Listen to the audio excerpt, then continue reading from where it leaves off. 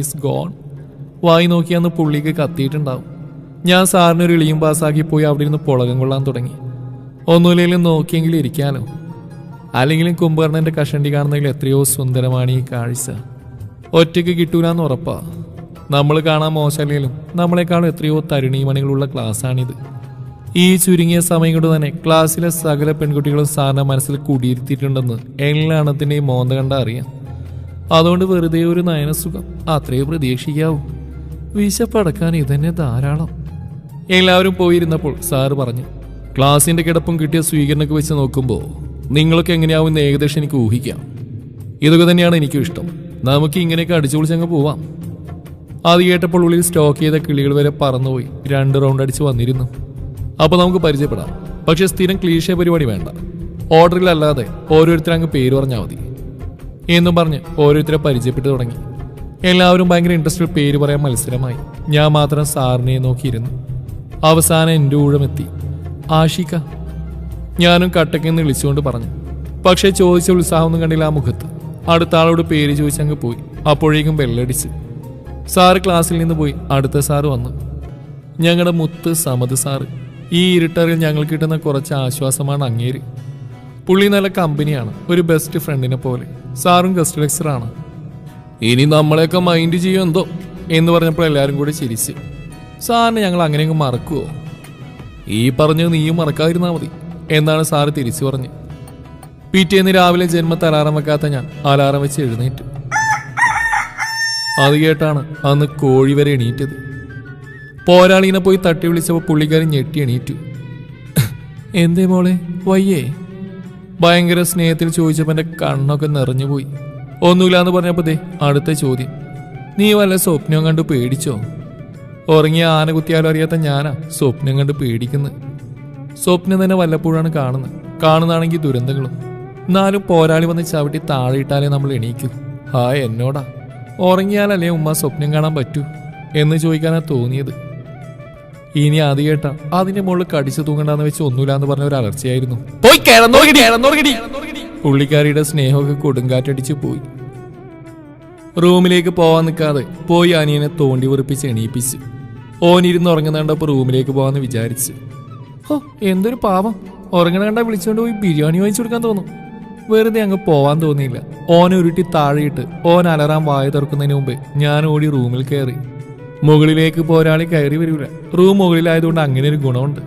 താഴേന്ന് കൈ കിട്ടിയ ഭിത്തിയിൽ ചാരി വെക്കും. അത് വേറെ. കോഴി കൂവാർന്ന് ഞാൻ നിന്നില്ല. പെട്ടെന്ന് ഫ്രഷ് ആവാൻ തുടങ്ങി. നേരത്തെ ക്ലാസ്സിൽ ചെന്നിരുന്നു.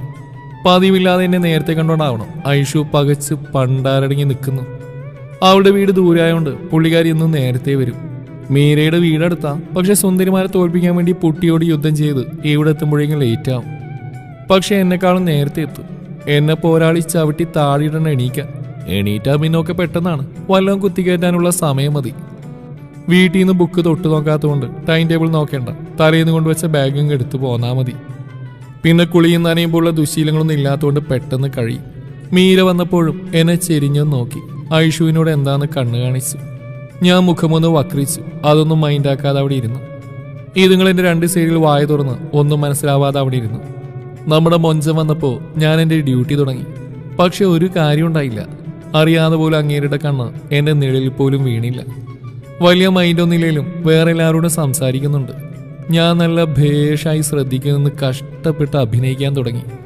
പെട്ടെന്ന് എൻ്റെ പേര് വിളിച്ചപ്പോഴാ സ്വപ്നലോകത്തുനിന്ന് ഞാൻ ഉണർന്നത്. ഇനി ഇയാൾക്കെങ്ങാനും മനസ്സിലായോ ഞാൻ വായി നോക്കുകയെന്ന് എന്ന് മനസ്സിൽ കരുതി ഞാൻ എണീറ്റു. എന്തോ ചോദിക്കുന്നുണ്ട്. ഇവിടെ പഠിപ്പിച്ച എന്തോ ആണ്. ഇതൊക്കെ പറയുമ്പോൾ അങ്ങേരുടെ കുഞ്ഞിക്കണ്ണിലും നീണ്ട മൂക്കിലൊക്കെ നോക്കിയിരുന്ന് അളവെടുക്കുന്നതായതുകൊണ്ട് ചോദ്യം പോലും എനിക്ക് കേട്ട് പരിചയമില്ല. അതുകൊണ്ട് ഞാൻ കണ്ണു മിഴിച്ച് നിന്നു. അന്നു മുതൽ തുടങ്ങുമായിരുന്നു ഞങ്ങൾ തമ്മിലുള്ള ശീതയുദ്ധം.